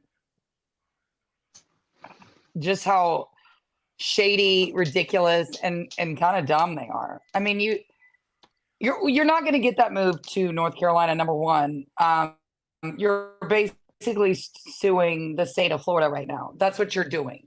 They disappeared. They didn't come straight out suing them. Yeah.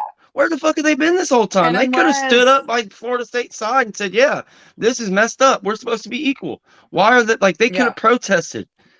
Like, the dude is the freaking commissioner. Like, he's not the commissioner, but an ACC AD is the lead of the freaking playoff committee. It's just a freaking joke. Sorry to interrupt you. I just get so goddamn mad about it. You didn't. I was just going to say, and unless the state of North Carolina or the ACC is going to come out and say, hey, we're only for the state of North Carolina, that venue is not getting changed, guys. It's not. So this is a entity looking to sue a state and wanting it, because at the end of the day, you've got the governor, you've got senators, you've got the attorney general. You're basically the state of Florida right now with this. So for the ACC to file this lawsuit, one, for something that hadn't happened yet, but again, you're not going to win this. You're not going to win it. I hate to break it to the ACC. They knew that, but they released this anyway so they could make other people think they look like Billy badasses that they don't. It's just not going to happen. And I don't hate it for them. I think they're scumbags, and I think maybe if they really do want to change the venue, then they'll just have to admit that they're the state of North Carolina. Go for it. So we got another super chat. That's what this one is. Yeah, definitely. But we got another super chat. Nick Flair, 1999. Flair City knows the Knowles. We're taking over. Everyone else get out of the way. And look, it's Florida State, man. The styling, profiling, limousine riding, jet flying, kiss stealing, wheeling and dealing, son of a bitch. And I threw that in there. I want a little cuss on the end of it. But yeah, to be the man, you got to beat the man. We didn't get that fucking chance. We're getting it going forward. And we'll do it in the Big 10 on Big Fox Network. So the hell with Disney and all these kitty bullshit remakes they're doing. We're going over to Fox and we're going to have some fun. So we appreciate that super chat. Nick Flair, keep it rolling in the chat. And before we move on, we got another one. Pretty Knoll Girl, a regular here at the Renegade Report. She's always in here showing love. Pretty Knoll Girl, $4.99 super chat. Love the show. George is such a sweetie and Jen is a badass. Go Knowles. And with some shades on, we sure appreciate it. Pretty Knoll Gal. And I love that hobby of yours. That is dope. Yeah, man, we're just here to have fun, guys. We're here to have fun with you guys and let you have the information, okay? I'm a diehard. I was a freak, a fanatic before I started doing this and pouring my energy into doing it professionally and trying to, become more of a media member than just a fan. But at the end of the day, we all got into this stuff because we love it. So that's what we're going to do. We're going to talk Florida State football. I want, the casual, the person who doesn't have time, who works 100 hours a week and just wants to kind of know what's going on. I want them to come over on this show and be able to get an idea of what's going on and be able to repeat it, be able to understand it. But at the same time, we want people who are diehards to be able to watch this thing and get a nugget here and there and find out something, that isn't necessarily reported on. You can read between the lines. And again, we appreciate everybody coming in and all the super chats and stuff. You guys go above and beyond. So we really appreciate you. Everybody hit that like and that subscribe. Make sure you subscribe to or follow Jen Santee on Twitter at Jen Santee 1890. Also, she goes on all kinds of different podcasts. She was just on the Totem Pole, is it Totem Pole Network YouTube channel on the Green Zone Prep show Yep. with what's his name, Mr. Hayes? Coach Green. Oh, is it Coach Green? I'm sorry, Coach Yep. Green. Yeah, so go check her out on that on Green Zone Preps on the Totem Pole Nation YouTube channel. They have a lot of fun. Those pole guys are all pretty cool. So go It check was that super out. fun to go on. It was super fun to go on. So he was so sweet, and I appreciate being asked. That was stupid. I got a mouthful of ice and I couldn't even talk. I mean, especially since I wasn't ready, you know what I mean? So it's nice that other people invite me on. You weren't ready? What do you mean? It's a joke, inside joke. Come on, George, keep up. Well, you know how I am. Sometimes my mind wavers. This Pensacola Knoll enjoys the entire gang. Props to all of y'all. I have supported Big Game James forever, and I appreciate the facts and opinions from you both, Spear Addicts, Chip, and the entire community. Absolutely, man. As a guy over here in Milton, I represent. I feel the Pensacola Knoll side of things for sure. Let us see here. Is that a new one or is that the same? Nope. So, guys, don't forget, if you have any questions, the bat line is up there scrolling across the bottom of the screen. We've got another, 20 minutes if it keeps rolling. If you guys keep rolling, we're 240 deep still. The chat's still rolling through. So, feel free to call in and get any questions, and we'll answer or let you get your takeoff. Big noon at Doak Campbell Stadium with Gus Johnson calling the game. Yeah, man, how awesome is it going to have? You go from like Beth Mowens calling your game to Gus Johnson. That shit is going to be some fun. Could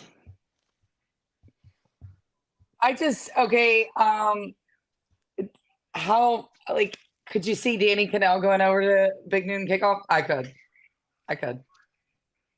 So big news for our guy, Chris Frazier over at Spear Addicts. They were just approved for all media sports access. He just got the email. So congratulations to Chris Frazier and Spear Addicts. Let's go. We, really the awesome. Renegade Report had tried that before the beginning of the season, and it wasn't even in consideration. But I guess they're fed up with this bullshit from some of these bigger outlets. You love to see that. Chris is kind of the thing. He's spearheaded a lot of this BIG10 movement. He really helped me, him and James. I've been really vocal about it, and I don't hide from it. Really learned a lot from those guys, and they've always been there when I've had any questions. So hell yeah, we love to see that. So now Spear Addicts, you're going to see these guys they have the same access as all these 247 guys and these war chant guys. They're going to be on the same par. They've already been delivering as good, better content, in my opinion, than anybody out there in the game. And so, man, I love to hear that. It's press box vibes from here on out for Chris and those guys. You love to see it.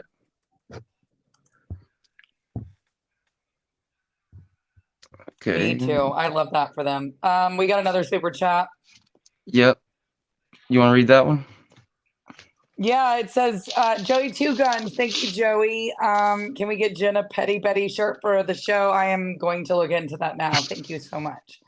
I agree with you. Petty Betty. I love being petty. Petty is my favorite color. It really is. So yeah, absolutely. That's a great idea. But I'd need like a Florida State emblem on it. So let me, hey, you guys send me some shirt ideas. Let me see if I can make them up. Okay. Absolutely. We'll get some shirts. We're going to get it. We'll get the store up. So yeah, y'all, if y'all have any ideas, we'll get some stuff made up and we'll get them where you guys can buy them for sure. Let's see. Again, You guys got any questions, get them in. We're just hanging out. Knoll Nation. FSU is back up in Miami. Looks like they're on the rebound because they're locking down their recruiting gold mine in Florida. FSU more valuable than y'all think. Don't give up that recruiting territory. Miami is not. I'm going to do this again today. I'm going to do it again. I don't care. Miami's back every year. Their favorite words are next year. They win off-season championships every year. I will not believe Miami is back until they prove me that they're back. Until their quarterbacks play well. Until they can coach well. Until they, I don't know, sniff a conference championship. And do not come at me with 2017, guys. Don't, because y'all don't want to hear my response. You got in by default because North Carolina was disqualified. You didn't even earn that one. And you had to kick a field goal so you didn't get blanked by 30. Okay? We're not doing this today. Miami voted for Cal and Stanford to join this conference. You guys can take 1,001 seats and enjoy the Big 12. Have a good one. Yeah, without a doubt. This is a celebration, guys. It's a celebration. Florida State is getting out of this fucking grant of rights. Like, we've been talking about this for so long. I was reading about this shit in 2010-11 when we were making like 23 million and the SEC was getting like 37 or 40. And I was like, oh my God, they're getting 40 million. And here we are now, they're getting 70 and 80. It's crazy. And, you know, Jim Phillips, I mean, just what a fucking, how sorry can you be? Like, he did nothing. Like, and he's just such a wet, we'll just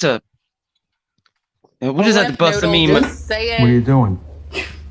Nothing. Me? Just hanging around. I love it. There he is, Jim Phillips. If you haven't known, he's made like 3 appearances on the show already. So you're welcome to keep coming on as much as you want, Jim. Yeah, it's nice of him to come out of witness protection to show us what he's doing all day, which is nothing, just hanging around. But he is such, I mean, yeah, absolutely, totally no. He's a limp noodle. Like, I can't do this anymore with Miami. Spineless. Miami fans, I get it in the chat. I get it. Miami is back. And then the game starts. And then we do this whole dance again. Oh my God. Let me show you videos of one good play we made in one game that we lost. Holy Angelo moly. Smith. Yeah, go ahead. No, I was just gonna say Angelo Smith said Georgia and Jen, it's more people in this chat than Miami Stadium on game day. That's Isn't that very true. Truth? It's very true. Our chat right now looks like the recruits at a Miami game that are all herded in like cattle while they sit in an empty stadium, like with empty seats behind them. Couldn't you have like let them sit down? I mean, there was nobody else behind them. Why'd you have them all curdled in like that? And then to watch you lose to Georgia Tech. I mean, it's insane every year, guys. Miami, yes. Did they have a good recruiting class? Sure. They've had good recruiting classes before. They're going to do it again. And guess what else they're going to do it again? Not a fucking thing on the field. That's what they're going to do again. When they put out recruiting graphics, they have to show the game when it's a Dolphins game. And they fucking Photoshop. They Photoshop the college graphics around the stadium. It's like pathetic. I mean, anytime you look at the stills, it's nothing. Leon Sandcastle comes in with the well, it's not a super chat, but anyways, I liked the comment.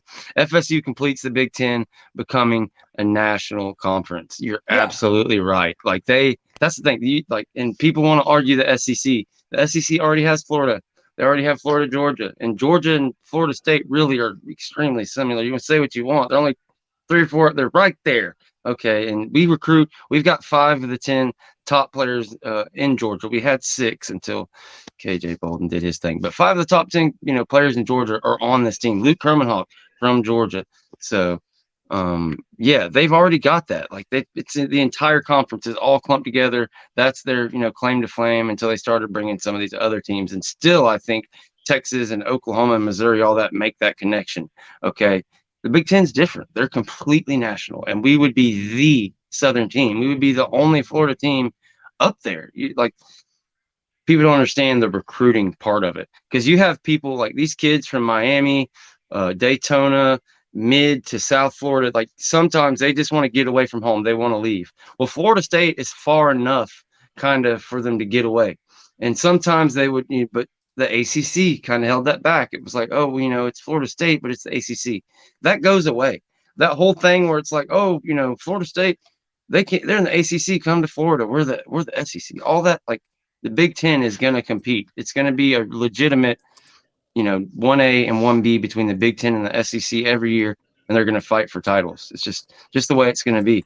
Money has its way of working itself out. When you pull it all together and bring together these two super conferences, maybe the ACC and the Big 12 can get together, but no, it's over.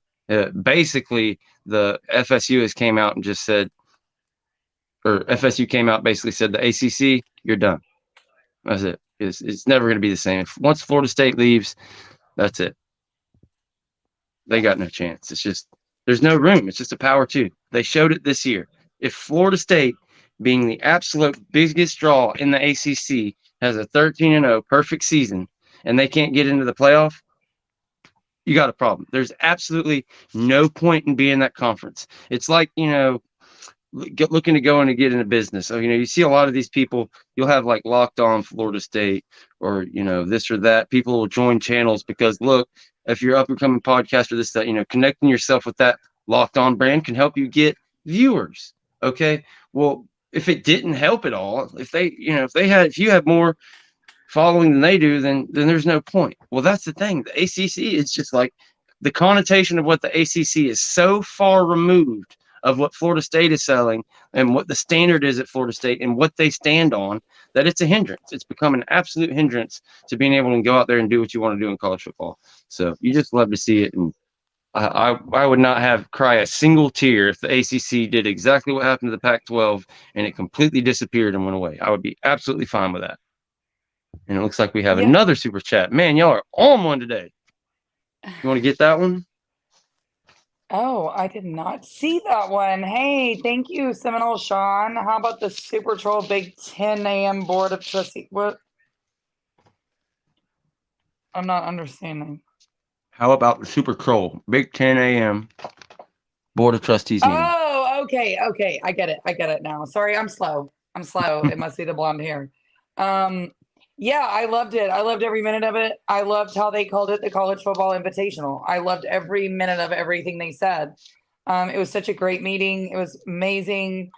I loved it. But guys, like, we got to really think about this. All these ESPN guys, all these weirdos are like, well, I mean, they got left out. This is not why they're doing this. They've been doing this for a long time. However, they did get left out. And for anybody saying, well, the 12-team playoff is going to be a difference, we're not going to have this problem. Yeah, the fuck we will. Okay. Florida State, if they're not undefeated, are going to be fighting for a 12 and 13 spot because of the way these rankings work. You may be a one-loss ACC champ and get jumped by 2 to 3 lost teams from the SEC. That's exactly how this is going to go. Absolutely. Yep. If y'all don't see it, I don't know what to tell you. Stop. You're going to be the constant. Oh, I'm sorry. Go ahead. No, I was going to say, stop saying just stay in the ACC. Let it play out. The 12-team playoff, you'll be in. No, the hell you won't. Not unless you're undefeated. And that's really hard to do. So y'all got to stop it. You've got to stop. This is about corruption, collusion. It is about the strength of schedule that is set at the beginning of the year. Whereas if you play in the SEC, you are ranked higher. We know this by the end of the rankings from the college football playoffs where Tennessee is ranked. For what reason? They beat nobody. Nobody has pointed me one person that they beat that should show their rank. And they've lost. Great losses. Really? Because Florida State got punished for a win against Florida. Tennessee gets rewarded for a destroyment against Florida. Please, again, I'm not doing this anymore with you guys. I'm just not. I'm over it. You can't out-argue me on this. I'm standing on this business because you know I'm right. You know I'm right. Yeah, there's no doubt. And this guy says not even certain ACC and Big 12 getting auto bid. Yeah, they're going to dissipate. They're going to get offered dimes for donuts. Like, this thing probably isn't going to go up. That's why there's no sense in sticking around.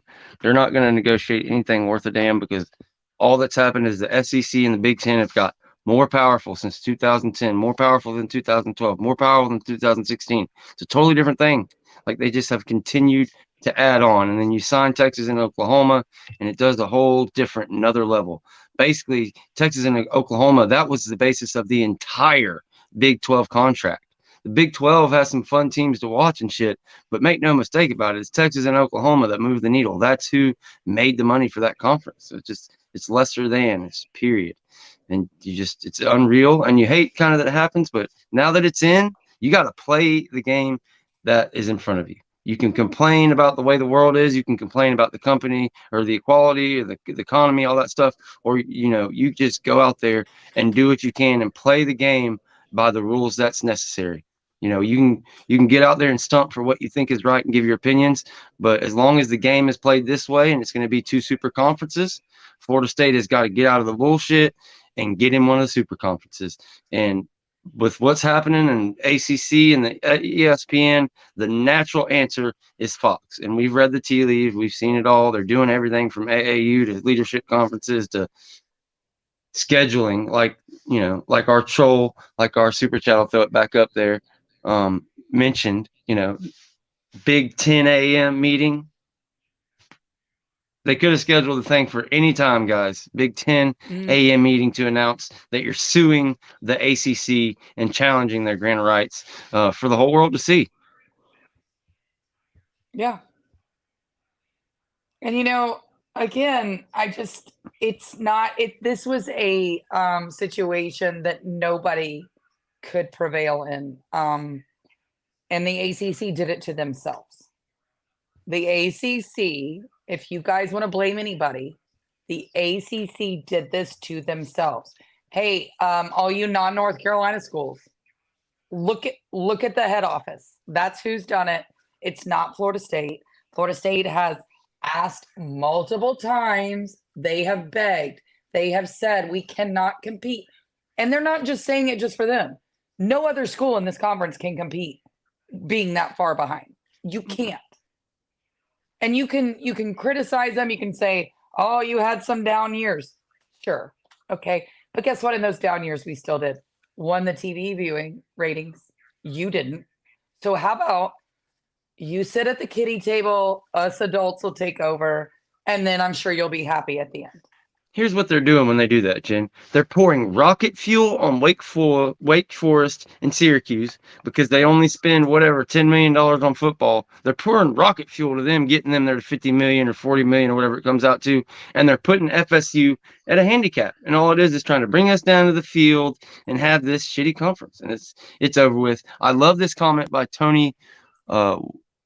Woo! Y'all have some great names. We have some great names in the community. We appreciate it. My name's Georgitis, so I feel you guys, but we'll give a shot at this. Tony Vlashin, ESPN's monopoly on college football playoffs will expire in 2 more years after this year. Things will be better, I hope. And this is another key to the point of FSU to the Big 10 in 2025. No longer will ESPN have this monopoly. They're not going to be able. This was their last opportunity, really, to do this bullshit. Like me and Jen have talked about, they can still manipulate the 12 team, and maybe a 1-loss, FSU runner-up would not get in over like a 3-loss Tennessee or some shit, which would be absolutely insane. But I'm telling you, that's what we're going to be looking at. But that's totally besides the point.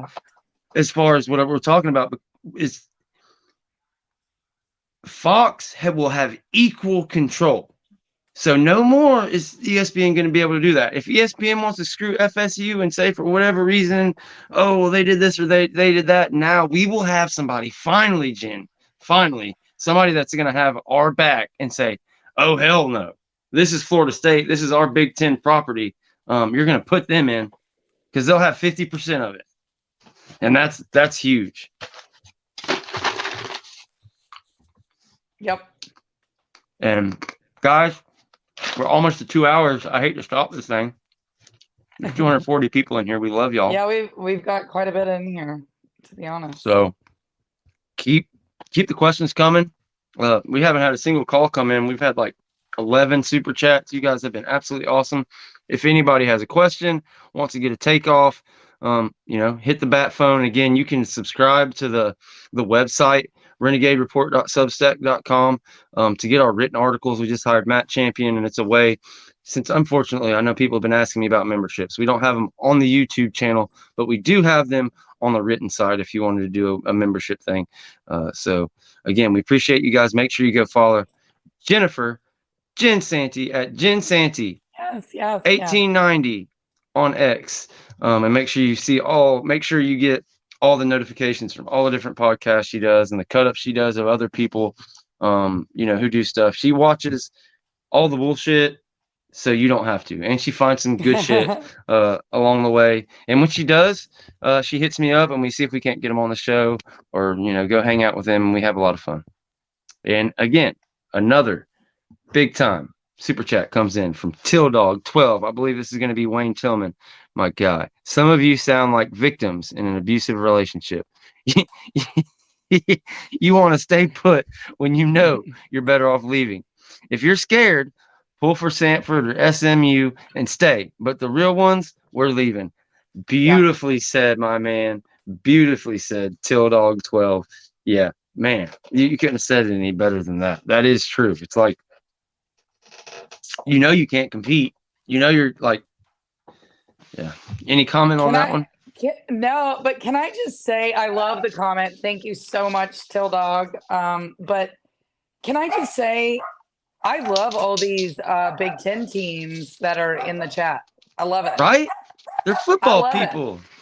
I love it. They've come and joined us. It's so fun. It's great. They don't have this crazy chip on their shoulder.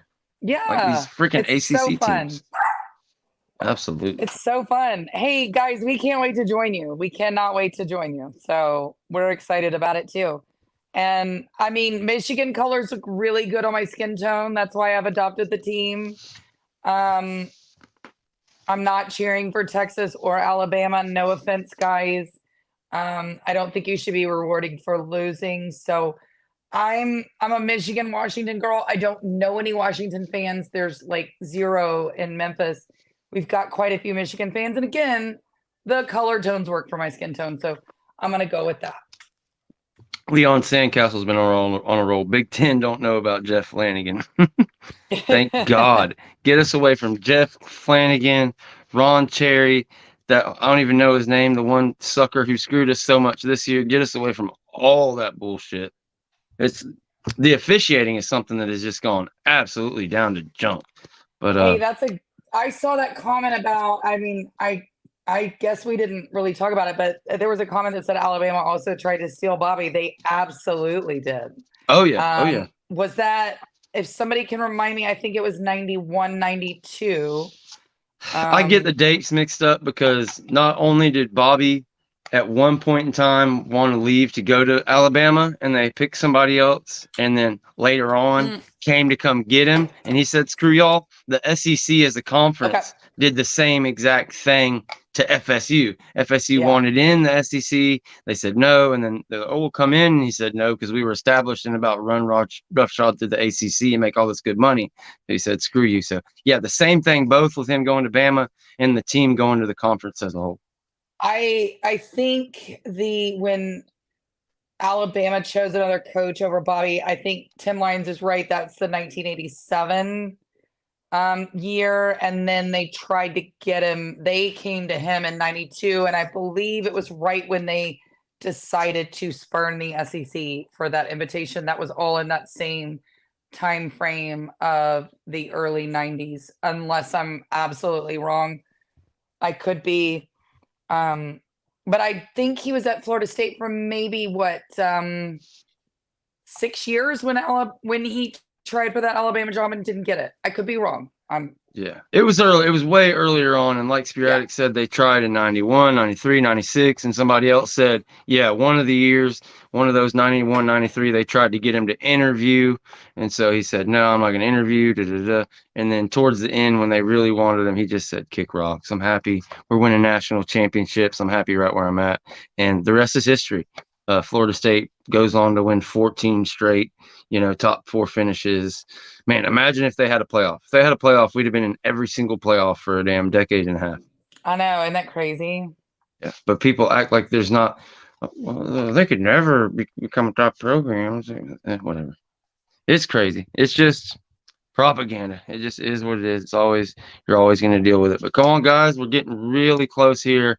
It's almost 4 o'clock Eastern. We're closing in on 2 hours, our normal time that we usually cut these off. So if you have any questions, give us a call right now. Speak now or forever hold your peace. But besides that, we absolutely enjoy everybody joining, and make sure you guys go check out some of our other podcasts, because we've done, what we do, 5 podcasts this week, Jen. We started out with Zach Smith on Sunday. We did Ladarian Jones on Tuesday. We did a Wednesday early signing day special. Thursday, we both went on. I went on Sporadics. Jen went on. What did you go on yesterday? Garnet and Old. Garnet it and was Old. She really went on. good. Yeah. Yes, I go loved check it. that out. So yeah, we've been super busy. So go check all that stuff out. Make sure you're subscribed to everybody in the group, Den Media Group, Spear Addicts. Of course, make sure you're subscribed right here. Go to renegadereport.substack.com if you want to do a membership thing and get emails when we do our written articles and all that good stuff. At Jen Santy 1890 on X. And I think that's it. I think we're going to get out of here. What do you think, Jen? Sounds good. Unless anybody has anything else, I appreciate you guys so much joining us, and I always look forward to it. And unless something big happens, I guess we'll see you guys Sunday. Yep, Sunday, and we usually go around noon on Sunday, but we'll play it by ear. We'll see what's going on in recruiting and everything else. But yeah, plan on around noon. We usually do on Sunday, but we'll get that scheduled sometime either Saturday night or first thing Sunday morning. And you guys can join us. So go Noles. We will see you next time. Bye, guys. Thank you so much.